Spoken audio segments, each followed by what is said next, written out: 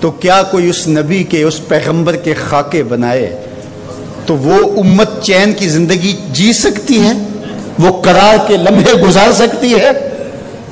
تو کیا ہمارا صرف اتنا ہی فرض ہے کہ ہم فیس بک پہ احتجاج کر دیں؟ اگرچہ یہ بھی محبتوں کا ایک رنگ ہے، اور اس کے بعد ہم ٹھنڈے ہو کے بیٹھ جائیں اور وہ ہر 5 سال کے بعد، ہر 3 سال کے بعد، ہر 2 سال کے بعد یہ حرکت کریں، اور ہمیں پتا ہے کہ آج کی ہے اور 3 سال بعد پھر انہوں نے کرنی ہے، تو ہم بس اس پہ کفایت کریں اور کافی ہو جائے؟ نہیں، ہمیں دین اسلام کو غالب کرنے کے لیے آخری سانس تک جنگ کرنی ہوگی۔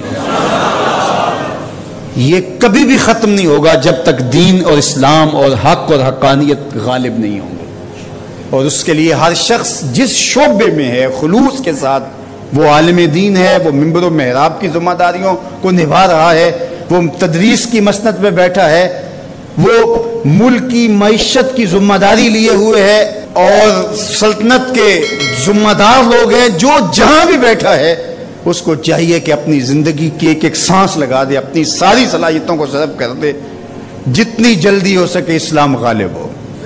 اسلام غالب ہوگا تو کسی کو ٹیڑھی نظر سے دیکھنے کی ہمت بھی نہیں ہوگی، کوئی جرأت بھی نہیں کر سکے گا۔ جب ہم کمزور ہوں گے تو ہمارے ساتھ یہ ہوتا رہے گا۔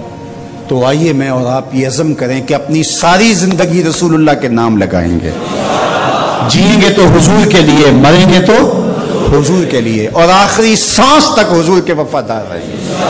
اپنی زندگی کا ایک ایک گوشہ حضور کے نام لگا دیں گے۔ اس کے لیے جہاں جہاں ضرورت تو ہمیں ہر جگہ موجود ہونا چاہیے، لیکن اس کا دیرپا مستقل حل کیا ہے کہ اسلام کا غلبہ ہو، اور ہم اپنی ذمہ داریاں ہی اپنے دائرے میں رہ کر کے جو ہمارے سپرد وہ بھی ادا نہ کر رہے ہوں اور وہاں خیانت کر رہے ہوں، تو کس طرح ہم دنیا کے بکھرتے ہوئے ان طوفانوں کا مقابلہ کر سکیں گے اور ان مصیبتوں کو روک سکیں گے، ان سیلابوں کے آگے بند باندھ سکیں گے؟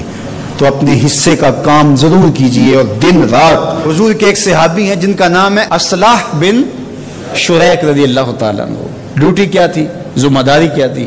حضور کی سواری کا کجاوا کسا کرتے تھے۔ جب بھی سفر ہوتا یہ ساتھ چلتے، پڑاؤ ہوتا تو کجاوا کھول دیتے، پھر کوچ کرنا ہوتا تو کجاوا کستے۔ ایک سفر پہ حضور کے ساتھ تھے، رات پڑاؤ کیا، انہیں غسل کی حاجت ہو گئی۔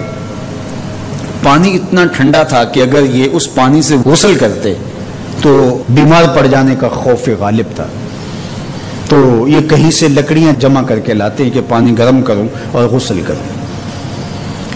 ادھر کوچ کا وقت آ گیا تو انہوں نے جلدی سے ایک انصاری صحابی سے کہا کہ حضور کی سواری کا وہ کجاوا بڑا ہے، اس کو یوں کس دو۔ یہ گئے، کجاوا اٹھایا اور کس دیا، اور حضور بیٹھے اور تشریف فرما ہوئے، اور قافلہ کوچ کر گیا۔